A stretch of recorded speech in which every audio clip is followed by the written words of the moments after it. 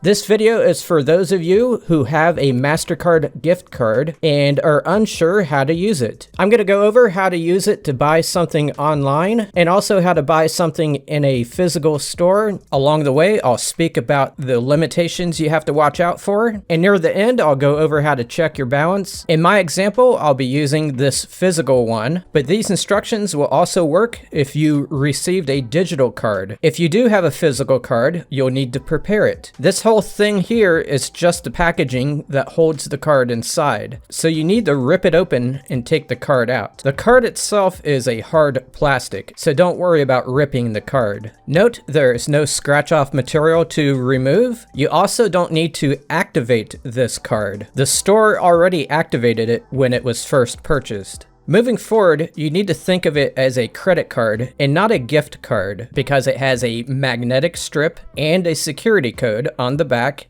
and it has a credit card number on the front as well as an expiration date, much like a normal credit card. This card can be used anywhere Mastercard cards are accepted. Now, first I'm going to speak about how to use it to buy things online, and then I'll speak about how to use it in a physical store. I'm sure most of you know that when you go to buy something online, you add items to your cart, and when you're ready to pay, you click into that cart and go through a checkout process. That's how most sites do it anyway. To use your gift card, you'll want to enter it as a credit card during that checkout process. Do not enter it as a gift card. Let me show you an example using Amazon. I've added some items to my cart and I'm ready to pay. So I'll click onto the cart, select proceed to checkout. In the payment methods section, it has defaulted to my regular credit card. I'm going to select change and then select add a credit or debit card. I'll enter the card number, which is the long string of numbers on the front of my gift card. I don't need to bother with the spaces, it'll put them in there for me. For the name on the card, I'm going to put my own name, even though my name is not actually associated with this card, but it'll still work. You have to put something in there. Then I'll input the expiration date that's on the front of the card. By the way, this is not a real expiration date. The card actually never expires, but they put one on there anyway, just so you can get through checkouts like this one. This interface did not ask for the security code, but if it did ask me, I would use this 3-digit code on the back. I'll select add your card and then save it.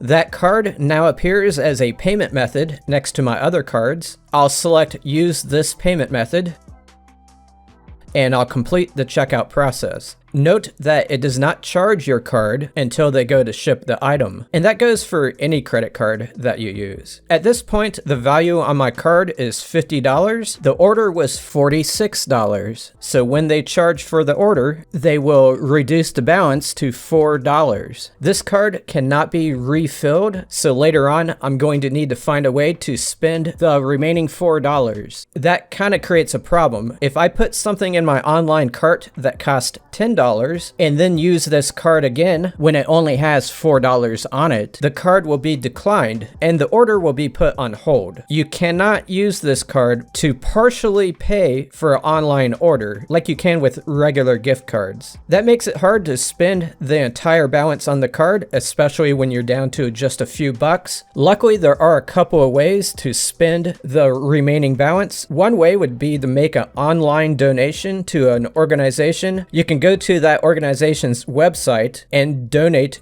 the exact amount. It has to be a charity that accepts Mastercard, and it also has to be a charity that accepts very low dollar amount donations. Sierra Club doesn't work for my situation because their minimum donation is $5. Once again, it's only for those who are concerned with getting their balance down to zero.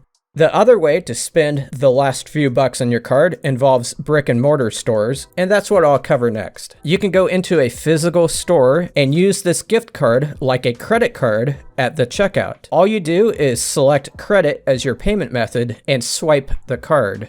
Now you might be wondering, why is he telling me to select credit when it actually says debit on the card? That's because it functions just like a normal credit card, and it doesn't matter if it says debit on the card, it'll still work. Trust me, I have tested it, and I've also confirmed it on the company's website.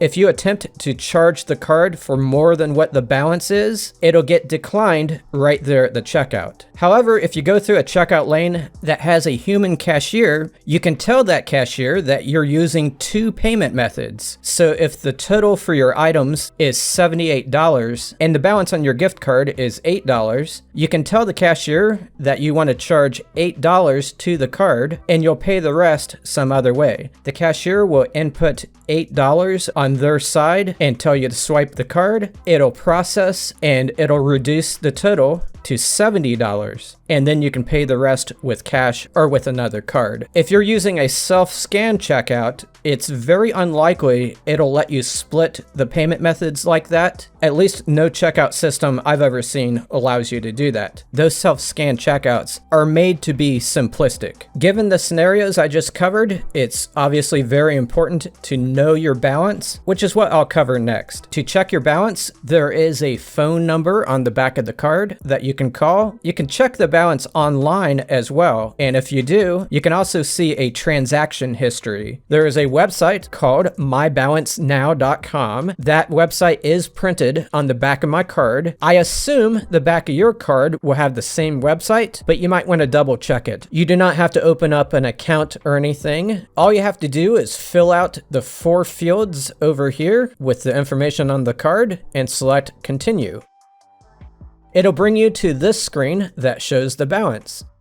And if you move down a little bit more, it'll show the actual transactions that have gone through. Bear in mind what I said earlier, that if you place an online order, they likely don't charge you until they actually ship it. I hope you found this video useful. Have a wonderful day.